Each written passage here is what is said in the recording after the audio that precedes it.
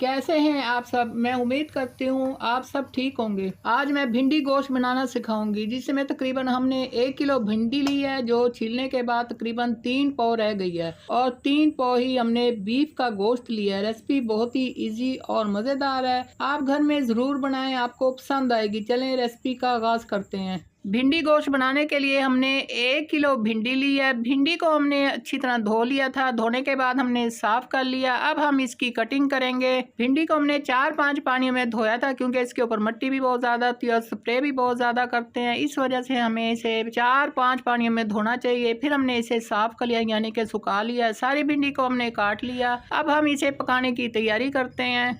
चूल्हा हमने ऑन कर दिया। चूल्हे के ऊपर हमने कढ़ाई रख दी। इसके अंदर 2 बड़े चम्मच, यानी जिसके साथ हम सालन बनाते हैं वो चम्मच, हमने ऑयल ऐड कर दिया। और सारी भिंडी जो हमने कटिंग करके रखी थी वो इसके अंदर ऐड करेंगे। और भिंडी को हमने अच्छी तरह फ्राई करना है, यानी कि 4-5 मिनट हमने फ्राई करना है। आप चाहें तो ज़्यादा ऑयल में भी फ्राई कर सकते हैं, लेकिन हम इसके अंदर 2 बड़े चम्मच हमने ऐड किए। हमने थोड़ा ही ऑयल इस्तेमाल किया है और फ्लेम हमने मीडियम टू लो रखा हुआ है। सारी भिंडी को हमने अच्छी तरह फ्राई कर लेना है। भिंडी फ्राई हो चुकी है। भिंडी को हमने निकाल लेना है। सारी भिंडी को हमने बर्तन के अंदर निकाल लेंगे। अब हम दूसरा काम करेंगे। फ्लेम हमने थोड़ा सा कम रखा हुआ है। माशाल्लाह भिंडी फ्राई हो चुकी है और निकाल भी लिया। आधी पहले हमने ऑयल की ऐड कर दी, और इसके अंदर हमने 2 बड़े साइज़ के प्याज लिए थे वो ऐड कर दिए। और इसको हमने थोड़ा सा फ्राई करना है, यानी कि कलर नहीं देना, सिर्फ हमने प्याज को नरम करना है। प्याज फ्राई हो चुके हैं। अब हम इसके अंदर टमाटर ऐड करेंगे। 3 मीडियम साइज़ के टमाटर लिए, इसे हमने बारीक बारीक काट लिया था, वो ऐड कर दिए और थोड़ा सा हमने मिक्स कर लिया। अब हम इसके अंदर बीफ का गोश्त ऐड करेंगे। बीफ का गोश्त हमने बॉयल करके रखा हुआ था, यानी कि हमने फ्रीज़ किया हुआ था। बॉयल करने के बाद हमने इसके अंदर बीफ का गोश्त ऐड कर दिया, ताकि ये भी अच्छी तरह फ्राई हो जाए। और अब हम इसके अंदर कुछ मसाले ऐड करेंगे। थोड़ा सा हमने पानी ऐड कर दिया, यानी कि आधी प्याली के बराबर। अब हम इसके अंदर कुछ मसाले ऐड करेंगे। हमने पानी इसके अंदर ऐड किया ताकि मसाले जो हम इसके अंदर ऐड करें वो जले ना। 1 चम्मच नमक, 2 चम्मच लाल मिर्चों का पाउडर, आधा चम्मच हमने हल्दी ऐड कर दी। कुल यही मसाले हमने इसके अंदर ऐड किए हैं। और मसाले की भी हमने अच्छी तरह भुनाई कर लेनी है, और बीफ की भी साथ ही हमने भुनाई करनी है। दोनों चीज़ें हमारी अच्छी तरह भुन जाएंगी। तकरीबन 5 से 6 मिनट हमने अच्छी तरह मसाले और बीफ की भुनाई कर देनी है। अब हम दोबारा से चेक करते हैं। 6 मिनट गुजर चुके हैं। माशाल्लाह माशाल्लाह ऑयल ऊपर आ चुका है। अब थोड़ी सी और भुनाई करेंगे।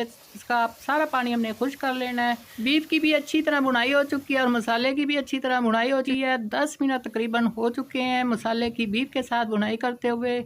मसाले की अच्छी तरह भुनाई हो चुकी है। अब हम इसके अंदर भिंडी ऐड करेंगे, जो हमने कटिंग करके रखी हुई थी। 1 किलो हमने भिंडी ली है, और काटने के बाद तकरीबन ये 3 पाव के करीब रह चुकी है। अब हम सारी भिंडी इसके अंदर ऐड कर देंगे। 3 पाव ही हमारा बीफ का गोश्त था, और थोड़ा सा हमने इसे मिक्स करना है।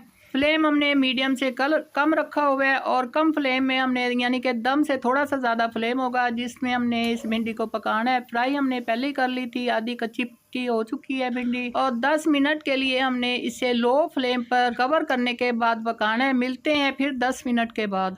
10 मिनट गुजर चुके हैं। माशाल्लाह माशाल्लाह भिंडी गोश्त की रेसिपी हमारी तैयार हो चुकी है।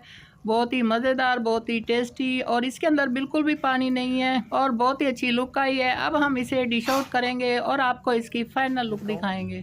माशाल्लाह हमारी मज़ेदार भिंडी गोश्त बिल्कुल तैयार है। देख सकते हैं कि भिंडी और गोश्त कितने खूबसूरत तरीके से तैयार हुए हैं, और इसका रंग भी कितना ज़बरदस्त आया है। भिंडी गोश्त एक ऐसी रवायती डिश है जो सादा अज़ा से बनती है, लेकिन जायके में बेमिसाल होती है। नरम और गलने वाला गोश्त, खुशबूदार मसाले और मज़ेदार भिंडी मिलकर इस डिश को और भी ख़ास बना देते हैं। उम्मीद है आपको हमारी आज की ये भिंडी गोश्त की रेसिपी ज़रूर पसंद आई होगी।